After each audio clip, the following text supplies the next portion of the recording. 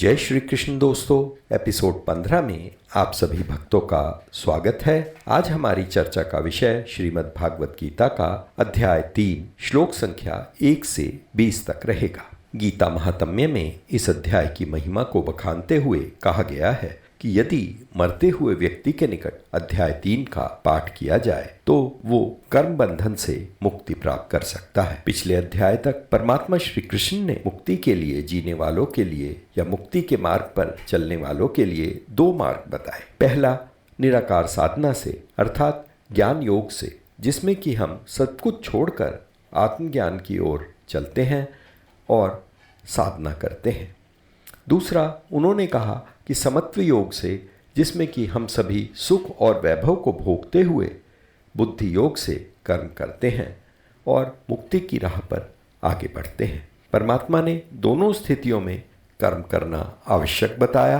परमात्मा के वचन सुनकर अर्जुन संशय में आ जाता है। वो परमात्मा श्री कृष्ण से पुनः प्रश्न करते हैं। श्लोक 1 में ज्यायसी चेत कर्मणस्ते मता बुद्धिर्जनार्दना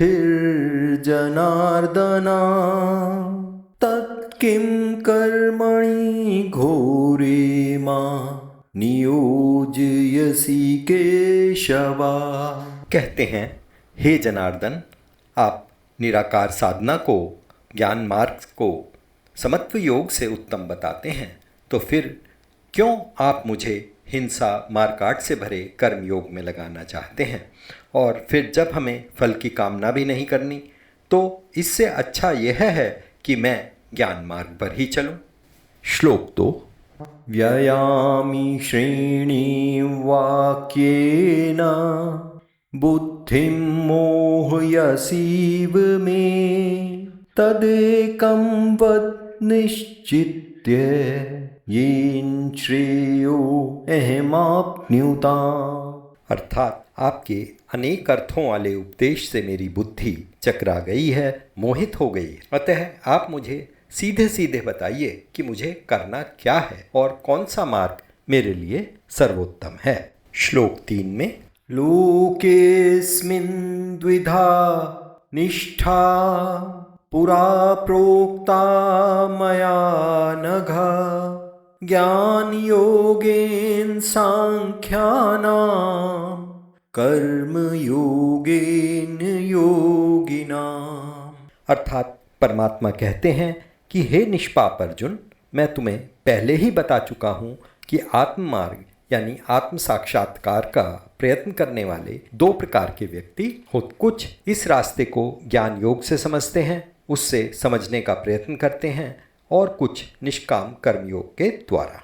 श्लोक 4 न कर्मणां मनारंभात् नैष्य कर्म्यं पुरुषोष्णुते निज संन्यासनाते वा सिद्धिं समधिगच्छति।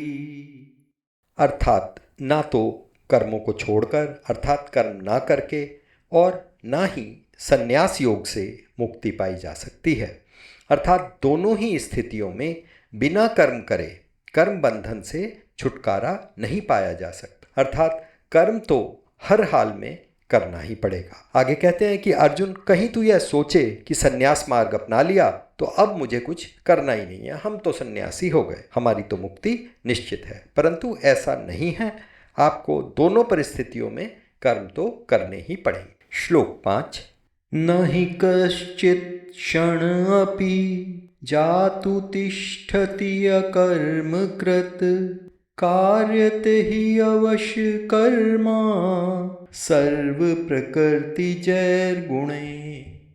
यहाँ पर परमात्मा कहते हैं कि व्यक्ति को प्रकृति से मिले अर्जित गुण रजस, तमस और सत्व के अनुसार विवश होकर कर्म करना ही पड़ता है।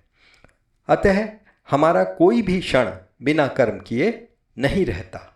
हम हर क्षण कुछ ना कुछ कर्म तो करते ही हैं। अब यहाँ पर आगे श्लोक 6 में परमात्मा हठ योगियों के विषय में बताते हैं। कर्मेन्द्रियाणि संयम्य यास्ते मनसा स्मरण इंद्रियार्थान् विमूढ़ात्मा मिथ्याचार से उच्यते।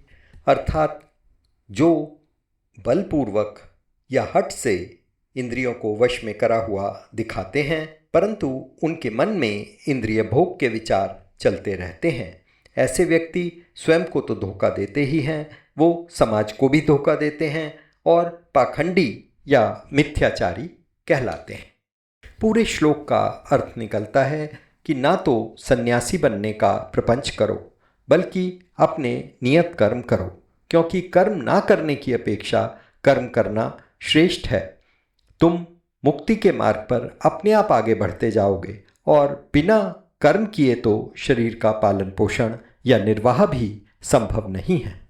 दोस्तों, आगे श्लोक संख्या 9 से 15 तक परमात्मा ने कर्म को यज्ञ की भांति करने के लिए कहा है। यहाँ पर पहले परमात्मा इसका लाभ बताएंगे, उसके बाद यज्ञ क्या है यह बताया गया है। इस प्रकार स्टेप बाय स्टेप परमात्मा ने कर्म को करने की विधि समझाने का प्रयत्न किया है। यस्तु इंद्रियाणि मनसा नियम्य आरंभते अर्जुन कर्मेन्द्रिय कर्मयोगम असक्तः स विशिष्यते। नियतं कुरु कर्म त्वं कर्म जयाय हि कर्मणा शरीरयात्रापि च ते न प्रसिद्ध्येत् अकर्मणा। यज्ञार्थात् कर्मणोऽन्यत्र लोकोऽयं कर्म बन्धना तदर्थं कर्म कौन्तेय मुक्त संग समाचरा। अर्थात कर्म को यज्ञ के रूप में करो, अर्थात इसके अतिरिक्त हमने जो भी कर्म किए हैं या हम करते हैं उसके लिए परमात्मा कहते हैं अन्यत्र लोको अयम कर्म बंधना, अर्थात सभी अन्य प्रकार के कर्म इस संसार से हमें बांध देते हैं या बांधने वाले होते हैं। हे कुंती पुत्र, इन कर्म बंधनों से बचने के लिए तुम फल मुक्त कर्म करो। यहाँ पर परमात्मा ने अर्जुन के मन में जिज्ञासा उत्पन्न की कि कर्म का यज्ञ किस प्रकार किया जाता है और यज्ञ के रूप में हम कर्म कैसे करें। श्लोक संख्या 10। सहयज्ञा प्रजा सृष्ट्वा पुरोवाच प्रजापति अनेन प्रस्विष्यध्वम् ईशिवो स्थित्व कामधु। यहाँ परमात्मा ने सृष्टि के प्रारंभ से बताया कि जब ब्रह्मा जी ने सृष्टि रची तब सुखपूर्वक रहने के लिए विष्णु जी के लिए यज्ञ करने को कहा, ताकि मनुष्य यज्ञ करके वांछित वस्तुओं को प्राप्त करे और सुखपूर्वक रहते हुए मुक्ति की तरफ बढ़ सके या मुक्ति को प्राप्त कर सके। देवान् भावयतानेना ते देवा भावयन्तु वा परस्परं भावयन्ता श्रेया परम अवाप्स्यथा। अर्थात जब तुम यज्ञ करोगे तब यज्ञों से प्रसन्न होकर देवता भी तुम्हें प्रसन्न करेंगे और तुम्हें वांछित वस्तुएं प्रदान करेंगे। इस प्रकार मनुष्य और देवताओं के बीच में सहयोग से सभी को संपन्नता प्राप्त होगी। श्लोक 12। इष्टान् भोगान् हि वो देवा दास्यन्ते यज्ञ भाविता ते दत्तान् प्रदायेभ्य यो भुङ्गेस्तेन एव स। अर्थात जीवन की विभिन्न आवश्यकताओं की पूर्ति करने वाले विभिन्न देवता यज्ञ संपन्न होने पर, यज्ञ के पूर्ण होने पर प्रसन्न होकर तुम्हारी सारी आवश्यकताओं की पूर्ति करेंगे। किंतु जो इन उपहारों को या जो देवता द्वारा प्रदत्त वस्तुओं को देवताओं को अर्पित किए बिना भोगता है वह निश्चित रूप से चोर कहलाता है। अर्थात जो भी हम वस्तु का उपभोग करें उसके लिए उस देवताओं को उस वस्तु को अर्पित करें, उन्हें धन्यवाद करें, तब हम उसका उपभोग करें। श्लोक 13 में यज्ञशिष्टाशिनः सन्तो मुच्यन्ते सर्वकिल्बिषैः भुजन्ते ते तु अधम पापा ये पचन्त्यात् आत्मकारणात्। यहाँ पर परमात्मा ने बताया है कि हमें किस प्रकार वांछित वस्तुओं का भोग करना चाहिए। अर्थात यज्ञ के पूर्ण होने के पश्चात प्रसाद या भोजन खाने से सभी संत भक्त सभी तरह के पापों से मुक्ति पा जाते हैं। परंतु जो इंद्रिय सुख के लिए भोजन पकाते हैं, खाते हैं, वो निश्चित रूप से पाप के भागीदार होते हैं। श्लोक 14 में अन्नाद् भवन्ति भूतानि पर्जन्यादन्न संभवा यज्ञात् भवति पर्जन्यो यज्ञ कर्म समुद्भवा। अर्थात सभी प्राणियों के भौतिक शरीर का पोषण अन्न पर आश्रित होता है और अन्न वर्षा से उत्पन्न होता है। वर्षा यज्ञ करने से होती है और यज्ञ नियत कर्मों के करने से संपूर्ण होता है।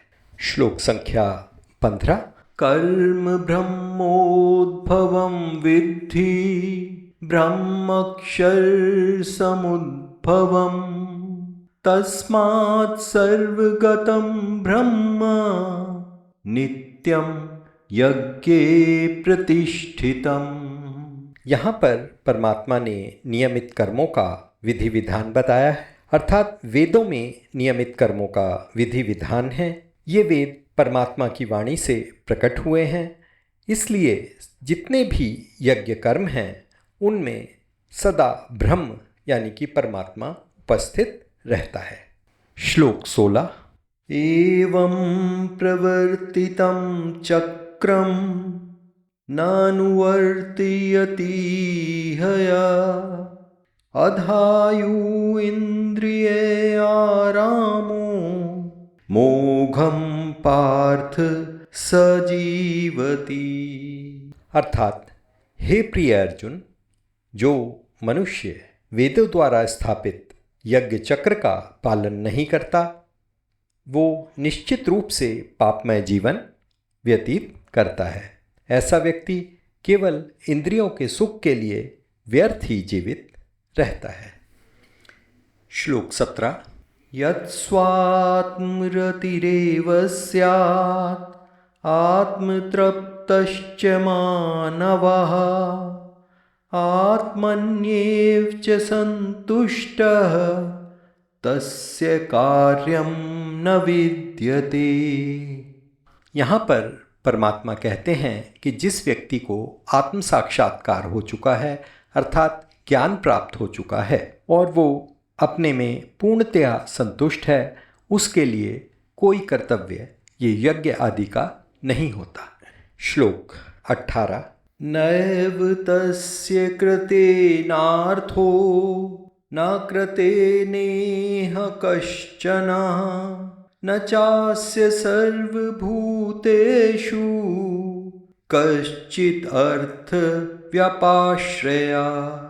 पिछली बात को ही आगे बढ़ाते हुए यहाँ पर परमात्मा कहते हैं कि जिसको आत्म साक्षात्कार हो गया है, ब्रह्म ज्ञान प्राप्त हो गया है, उसके लिए ना तो नियत कर्मों को करने की कोई आवश्यकता है, ना ही ऐसा कर्म करने के लिए उसके पास कोई कारण होता है। उसे किसी अन्य जीव पर निर्भर रहने की आवश्यकता भी नहीं रहती। श्लोक 19 तस्मादसक्तः सततं कार्यं कर्म समाचरः असक्तो ह्याचरन् कर्म परमाप्नोति पुरुषः। यह श्लोक इतना इम्पॉर्टेंट है कि परमात्मा ने इसका वर्णन अन्य स्थानों पर भी किया है। अध्याय 2 में 48वां श्लोक, अध्याय 3 में 30वां और 31वां श्लोक, इस श्लोक के अतिरिक्त परमात्मा ने इन्हीं बातों को पुनः कहा है। अर्थात कर्म फल में आसक्त हुए बिना मनुष्य को अपना कर्तव्य समझकर निरंतर कर्म करते रहना चाहिए, क्योंकि अनासक्त होकर कर्म करने से उसको परमात्मा की प्राप्ति होती है और वो जीवन मरण के बंधन से सदा के लिए मुक्त हो जाता है। श्लोक संख्या 20। कर्मणैव हि संसिद्धम् आस्थिता जनकादया लोक संग्रहमेवपि संपश्यन् कर्तुम् अर्हसि। यहाँ पर परमात्मा अर्जुन को उदाहरण देते हुए समझाते हैं कि किस प्रकार राजा जनक और अन्य राजाओं ने केवल नियत कर्मों को करते करते ही सिद्धि प्राप्त कर ली, उनको आत्म साक्षात्कार हो गया, फिर भी इन्होंने अपने कर्म करना नहीं छोड़ा और सामान्य जन को शिक्षित करने के लिए ये कार्य करते रहे। इसलिए भी हे अर्जुन, सामान्य जनों को शिक्षित करने के लिए तुमको कर्म करना चाहिए।